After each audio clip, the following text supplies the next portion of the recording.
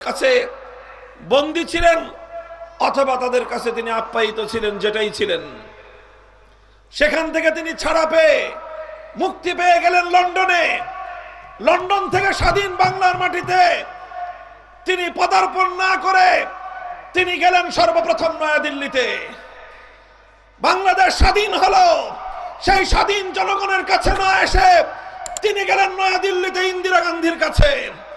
শ্রীমতী ইন্দিরা গান্ধী ৭২ সালে শেখ মুজিবুর রহমান সাহেবকে ভারতীয় সংবিধানের মূল ও ৪ নীতির ভিত্তিতে বাংলাদেশের সংবিধান প্রণয়ন করবার সবক পড়িয়ে দিলেন।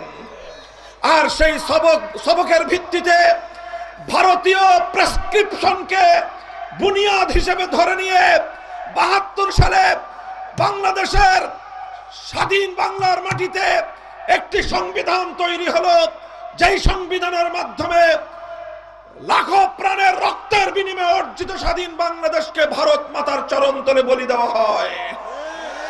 আমরা বলতে চাই ৭২ সালের সংবিধানের মাধ্যমে ১৯৭১-এর মুক্তিযুদ্ধের চেতনাকে হত্যা করা হয়। ৭২ সালের সংবিধানের মাধ্যমে জালিমের বিরুদ্ধে মজলুমের লড়াইয়ের সেই মাহাত্ম্যকে খর্ব করা হয়। ৭২-এর সংবিধানের মাধ্যমে বাংলাদেশের মানুষের হাজার বছরের ইচ্ছা এবং অভিপ্রায়কে গলা টিপে হত্যা করা হয়েছে। ৭২-এর সংবিধানের নাম দিয়ে ৭১-এর চেতনাকে হত্যা করা হয়েছে। এভাবেই ৭১-এর চেতনার নামে বিগত ৫০ বছর পর্যন্ত আওয়ামী ফ্যাসিবাদী বাকশালী শক্তি বাংলাদেশের মানুষকে এসো কোরআনের ছায়া তলে সমবেত হই, এসো আল্লাহ ও রাসূলের অনুগত হই। আমি সর্বপ্রথম মহান আল্লাহ পাক রব্বুল আলামিনের দরবারে শুকরিয়া আদায় করছি, যেই মহান রব্বুল আলামিন বাংলাদেশের মানুষের বুকের উপর থেকে জগদ্দল পাথরের মতো চেপে বসা স্বৈরাচারী যুগের নব্য লেডি ফেরাউন জালিম হাসিনা শাহী সরকারকে উৎখাত করে দিয়ে এদেশের মানুষকে মুক্ত বাতাসে নিঃশ্বাস গ্রহণ করার মতো সুযোগ করে দিয়েছেন। এরপরে আমি শ্রদ্ধা ভরে স্মরণ করছি ওই সকল বীর শহীদানদেরকে যারা দীর্ঘ ফ্যাসিবাদ বিরোধী সংগ্রামে জীবন দিয়েছেন, প্রাণ দিয়েছেন। 2009 সালের পিলখানা ট্রাজেডিতে, 2013 সালের শাপলা চত্বরে ঘুমন্ত নবী প্রেমিক তাওহীদ জনতার উপর পরিচালিত ক্র্যাকডাউনে, 2014-15 সালে সরকার বিরোধী আন্দোলনে, 2021 সালে মোদি বিরোধী এবং ভারতীয় আধিপত্যবাদ বিরোধী সংগ্রামে হেফাজতে ইসলাম বাংলাদেশের উপর পরিচালিত যেই জুলুম নির্যাতনে, সর্বশেষ 2024 সালের জুলাই এবং আগস্টে ফ্যাসিবাদ বিরোধী বৈষম্য বিরোধী আন্দোলনে, কোটা সংস্কার আন্দোলনে আত্মদানকারী 2 সহস্রাধিক বাংলার দামাল সন্তানদেরকে, যাদের ত্যাগ, কোরবানি আর রক্তের সিঁড়ি বেয়ে বাংলাদেশের মানুষ দ্বিতীয়বারের মতো স্বাধীনতা লাভ করেছে। আল্লাহ পাক রব্বুল আলামিন সকল বীর শহীদানদের শাহাদাতকে কবুল করুন এবং তাদের এই আত্মত্যাগের বিনিময়ে একটি সুন্দর, সুখী, সমৃদ্ধশালী, বৈষম্যহীন একটি দেশ গড়বার তৌফিক আমাদেরকে দান করুন। প্রিয় সাথী ও বন্ধুগণ, আমরা একটি দীর্ঘ জুলুমের পথ অতিক্রম করে আজ 5ই আগস্টের মহান বিপ্লবের পরে একটি গণ অভ্যুত্থানের মাধ্যমে ফ্যাসিবাদকে বিতাড়িত করে একটি নতুন বাংলাদেশ গড়বার দোরগোড়ায় এবং সেই প্রত্যয় নিয়ে আমরা সামনের দিকে পথ চলছি। এই সময়টা আমি বাংলাদেশের মানুষকে স্মরণ করিয়ে দিতে চাই, বাংলাদেশের মানুষ অতীতে বহুবার সংগ্রাম করেছে। সংগ্রাম করে তারা অপশক্তিকে পরাস্ত করেছে, পরাজিত করেছে। এই ইতিহাস অনেক দীর্ঘ। 190 বছর পর্যন্ত সংগ্রামের মধ্য দিয়ে ব্রিটিশ সাম্রাজ্যবাদী অপশক্তিকে তারা পরাস্ত করেছে। অতঃপর পূর্ব বাংলার মুসলমানদের স্বাধীন জাতিসত্তা গঠনের অভিপ্রায় নিয়ে বৈষম্যের বিরুদ্ধে লড়াই করে পশ্চিম পাকিস্তানের দাদাবাবুদের খবরদারিকে খতম করার জন্য পূর্ব বাংলার মুসলমানরা সংগ্রাম করে বিজয় অর্জন করেছে। অতঃপর 24 বছরের পশ্চিম পাকিস্তানি খান পাঠানদের আধিপত্যবাদের বিরুদ্ধে লড়াই করে 71 সালের মহান মুক্তিযুদ্ধের মধ্য দিয়ে বাংলাদেশ স্বাধীনতা অর্জন করে পৃথিবীতে একটি স্বাধীন রাষ্ট্র হিসেবে তার অভ্যুদয় ঘটিয়েছে। কিন্তু দুঃখজনক বিষয় হলো এই, আমরা প্রতিবার বিজয় অর্জন করার পর কাঙ্ক্ষিত লক্ষ্যে পৌঁছার ঠিক আগ মুহূর্তে আমাদের বিজয়কে ছিনতাই করা হয়েছে। 1947 সালে দেশ যখন বিভক্ত হলো, মুসলমানদের জন্য আলাদা ভূখণ্ড তৈরি করবার ঐতিহাসিক লাহোর প্রস্তাবে বাংলাদেশের অবিসংবাদিত রাজনৈতিক নেতা শেরে বাংলা একে ফজলুল হকের যে উত্থাপিত প্রস্তাব, সেই প্রস্তাবকে ভিন্ন খাতে প্রবাহিত করে একটি একাধিক ইসলামী মুসলিম রাষ্ট্রের পরিবর্তে একটি ভিন্ন ভিন্ন সংস্কৃতি এবং ভিন্ন ভিন্ন ভৌগোলিক এলাকাকে সংযুক্ত করে একটি রাষ্ট্র গঠন করার মধ্য দিয়ে এই দেশের অগ্রগতি এবং তার প্রকৃত স্বাধীনতাকে বিলম্বিত করা হয়েছিল। যার কারণে 1971 সালে আবার স্বাধীনতার সংগ্রাম করতে হয়েছে। 71 সালে যেই স্বাধীনতার সংগ্রাম হয়েছিল 24 বছরের পশ্চিম পাকিস্তানি স্বৈর শাসকদের বৈষম্যের বিরুদ্ধে, 71-এর মুক্তিযুদ্ধ ছিল জালিমের বিরুদ্ধে মজলুমের লড়াই। তারা 47 সালে বাংলাদেশ এবং এই ভূখণ্ড যেই কমিটমেন্ট নিয়ে স্বাধীনতা লাভ করেছিল, জাতির সঙ্গে অঙ্গীকার ছিল আল্লাহর আইন বাস্তবায়ন করা হবে, ইসলামী শরিয়া ভিত্তিক ইসলামী রাষ্ট্র প্রতিষ্ঠা করা হবে। কিন্তু 24 বছর পর্যন্ত পশ্চিম পাকিস্তানি স্বৈর শাসকরা জাতির সঙ্গে কৃত সেই অঙ্গীকারকে তারা ভঙ্গ করেছে, জাতির সঙ্গে তারা গাদ্দারি করেছে। 1970 সালে শেখ মুজিবুর রহমান সাহেব জাতির কাছে প্রতিশ্রুতি দিলেন, অঙ্গীকার করলেন, কমিটমেন্ট করলেন, নৌকা মার্কায় সিল মারো, আমরা পাশ করতে পারলে কোরআন সুন্নাহ বিরোধী কোনো আইন তৈরি করব না। জাতির সঙ্গে কোরআন সুন্নাহ বিরোধী, ইসলাম বিরোধী কোনো আইন তৈরি না করবার অঙ্গীকার করে, ওয়াদা করে, জনগণের ম্যান্ডেট নিয়ে তিনি নির্বাচনে বিজয় অর্জন করলেন। পশ্চিম পাকিস্তানিরা ক্ষমতা হস্তান্তর না করে তারা 25 মার্চের ভয়াল কালো রাতে হামলা চালালো। 26 মার্চ কালুরঘাট থেকে স্বাধীনতার ঘোষণা উচ্চারিত হলো। 9 মাসের মুক্তি সংগ্রামের মধ্য দিয়ে 16 ডিসেম্বর 71 সাল বিজয় অর্জন হলো।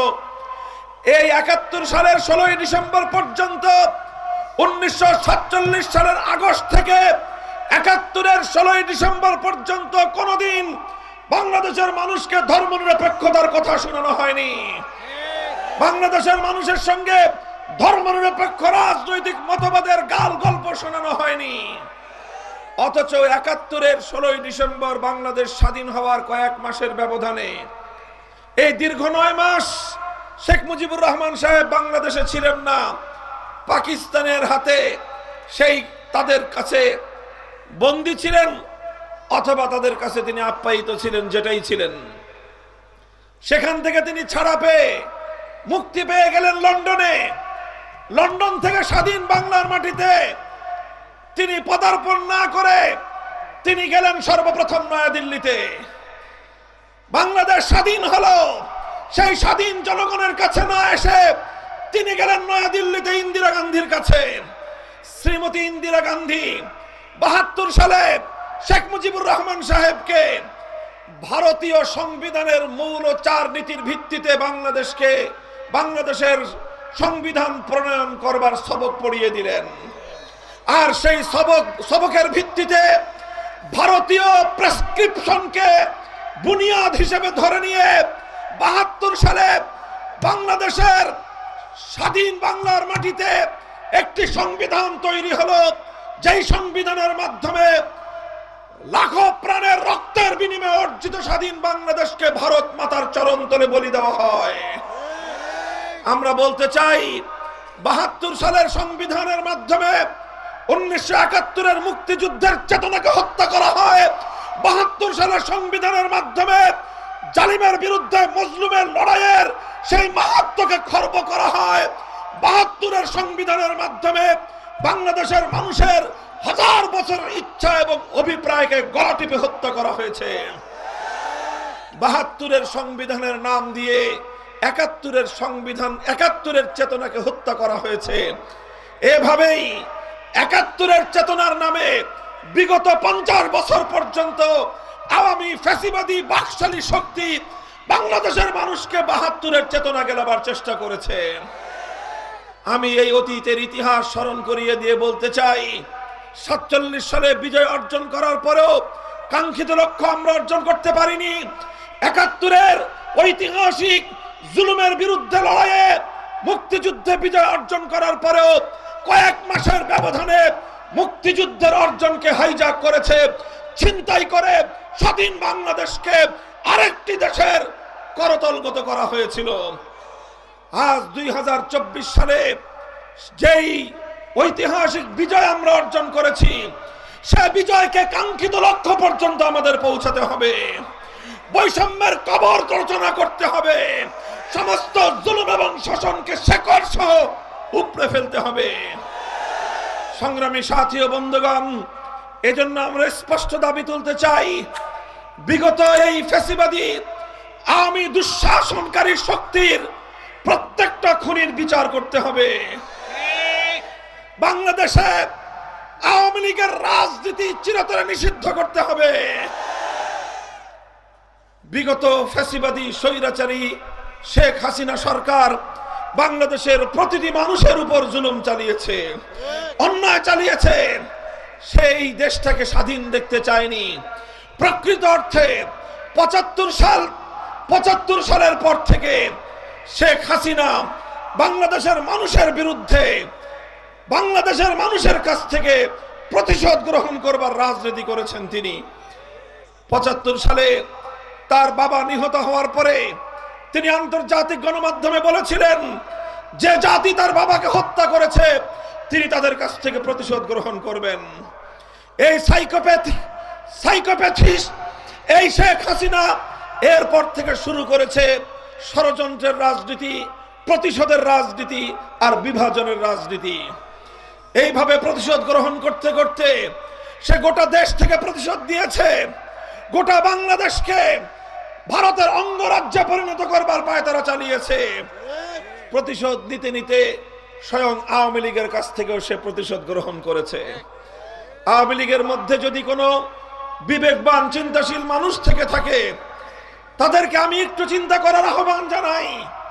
আপনারা লক্ষ্য করে দেখুন, শেখ হাসিনা অনুভব করতে পেরেছিল অবশ্যই বাংলাদেশের অনেকগুলো শক্তিশালী রাষ্ট্রীয় গোয়েন্দা সংস্থা আছে।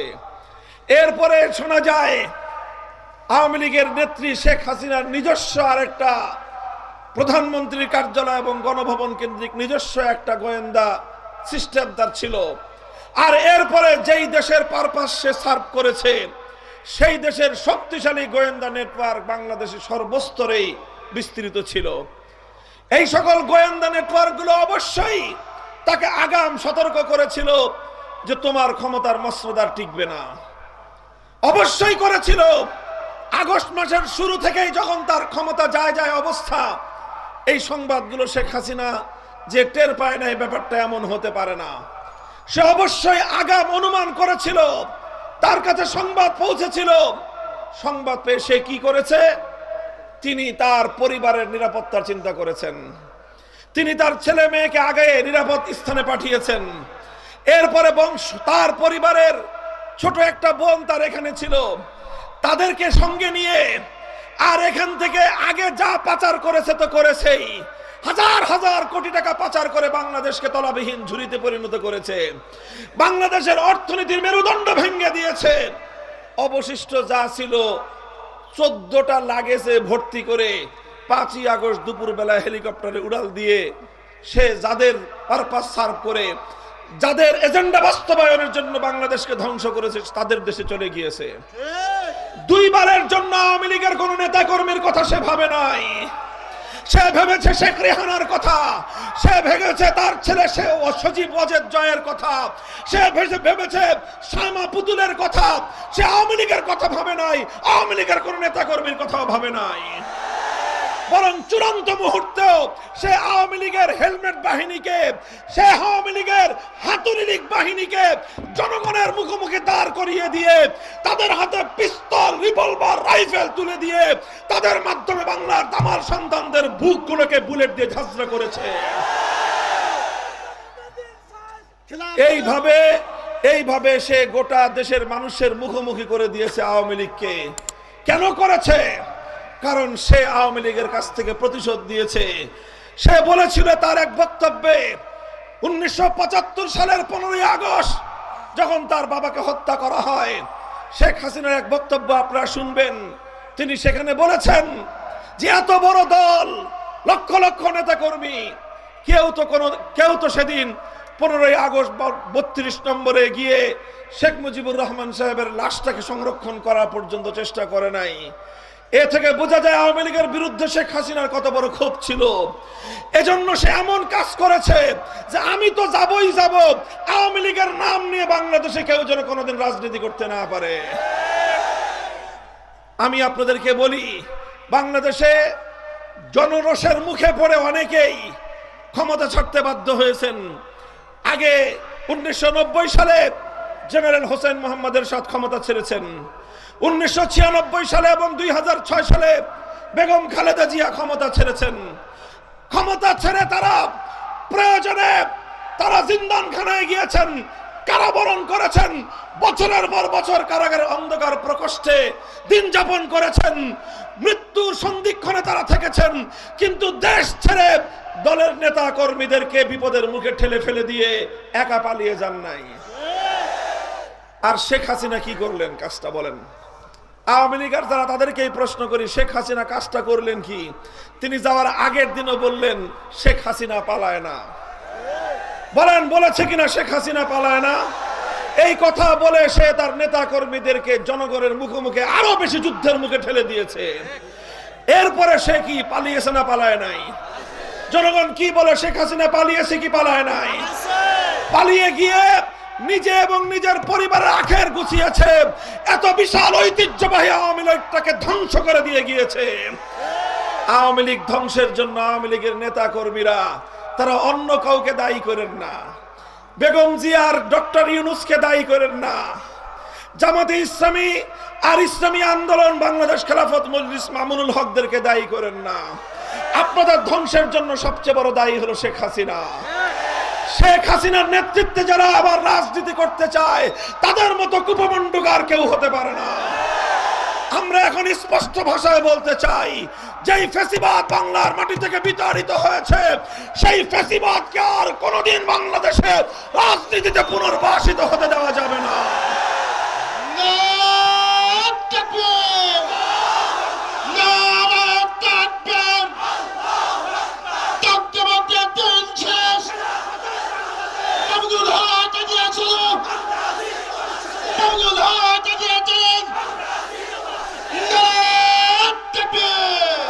সংগ্রামী কুষ্টিয়াবাসী, আপনাদের কাছে আমাদের উদাত্ত আহ্বান, এই বিগত দীর্ঘ তিক্ত অভিজ্ঞতাকে সামনে রেখে আজ আমরা দ্ব্যর্থহীন ভাষায় বলতে চাই, বাংলাদেশে বিগত 53 বছর বাংলাদেশের আমল, 24 বছর পাকিস্তানের আমল, 77 বছরের সমস্ত বঞ্চনার এবার কবর রচনা করতে হবে। ভারতীয় আধিপত্যবাদকে শেকড় শুদ্ধ উপরে ফেলতে হবে। বাংলাদেশের সংবিধানে আর কোনদিন ধর্মনিরপেক্ষতা মতবাদ নামক কুফরি মতবাদ, ভারতীয় এজেন্ডা আর বাংলাদেশে আমরা দেখতে চাই না।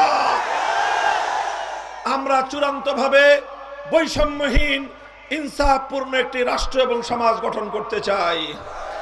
এই জন্য ইসলামপন্থী সকল রাজনৈতিক সংগঠনগুলো নিজেদের মধ্যে পারস্পরিক বোঝাপড়া মজবুত করছে। আমরা কাছাকাছি আসছি। ইনশাআল্লাহ আগামী দিনে বাংলাদেশে নজিরবিহীন ঐতিহাসিক বৃহত্তর ইসলামী ঐক্য উপহার দেওয়া হবে। সেই ইসলামী ঐক্যের মাধ্যমে বাংলাদেশ একটি ইসলামী রাষ্ট্রের দিকে অগ্রসর হয়ে যাবে ইনশাআল্লাহ। আমরা বিশ্বাস করি বৈষম্যহীন চূড়ান্ত ইনসাফপূর্ণ সমাজ গড়বার জন্য মানব রচিত কোনো তন্ত্র মন্ত্র দিয়ে সম্ভব নয়।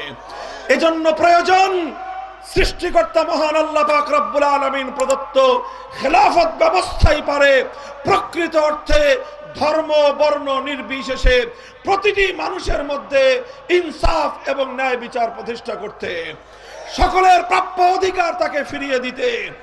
এজন্য আপনারা আল্লাহ প্রদত্ত এই খেলাফত ব্যবস্থা প্রতিষ্ঠার জন্য আপনারা যার যার জায়গা থেকে পরিশ্রম করতে প্রস্তুত থাকবেন তো ইনশাআল্লাহ। বাংলাদেশ খেলাফত মজলিস আপনাদেরকে আহ্বান করছে। বাংলাদেশ খেলাফত মজলিস, যুব মজলিস, শ্রমিক মজলিস, খেলাফত ছাত্র মজলিসের পতাকা তলে শামিল হয়ে এই বাংলার মাটিকে আল্লাহর জমিনে আল্লাহর দ্বীনকে বিজয়ী করে ইসলামী খেলাফত বাস্তবায়নের লক্ষ্যে আপনারা আমাদের হাতে হাত রাখুন। সংঘবদ্ধ এই সংগ্রামের মধ্য দিয়ে আমরা মঞ্জিল মাকসুদ পর্যন্ত পৌঁছতে চাই। আমরা মনে করি এবং দ্ব্যর্থহীনভাবে বলি, বাংলাদেশ এবং ইসলাম এক সূত্রে গাথা।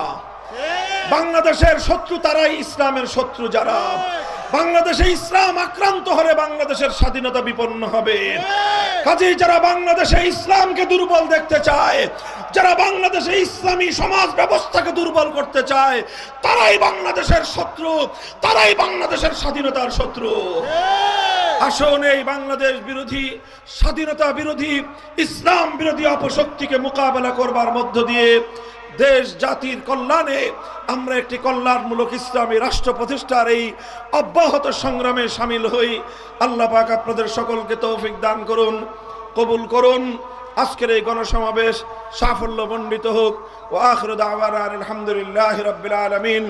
সুবহানাল্লাহি ওয়া বিহামদিহি, সুবহানাকাল্লাহুম্মা বিহামদিক, আশহাদু আল লা ইলাহা ইল্লা আনতা আস্তাগফিরুকা ওয়া আতুবু ইলাইক। ইয়া হাইয়্যু ইয়া কাইয়্যুম برحمتك نستغيث أصلح لنا شأننا كله ولا تكلنا إلى أنفسنا طرفة عين. وصلى الله تعالى على خير خلقه محمد وعلى آله وأصحابه أجمعين. سبحان ربك رب العزة عما يصفون وسلام على المرسلين الحمد لله رب العالمين. এসো কোরআনের ছায়া তলে সমবেত হই, এসো আল্লাহ রাসূলের অনুগত হই।